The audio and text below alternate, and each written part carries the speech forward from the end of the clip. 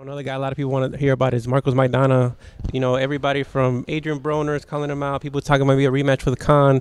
What do you feel direction? I know it's up to the managers and everything, but what direction do you feel would be best for Chino at this point? Look, those are all fights that are very makeable already. They work with the same manager and promoter. So why not make those fights? A rematch with there's so many rematches actually.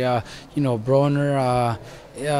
What's his name? Devon Alexander is also a rematch that I wouldn't mind having. Amir Khan would make a lot of sense, a lot of money too. Even Ortiz, if he gets a couple of wins before that, then we'll be more than glad to fight in a rematch with him. But for me, if I was to pick, I'd rather get Maidana in the ring with Pacquiao. That's a big fight. It's a fight that it's also makeable. It's makeable. There's been talk about it already. I would love that fight. When you think about Pacquiao now, the way he looked against Algieri, do you feel it's the same Pacquiao as before? Do you think it had to do more with the opponent he was facing? What do you see there, especially if Chino fights him?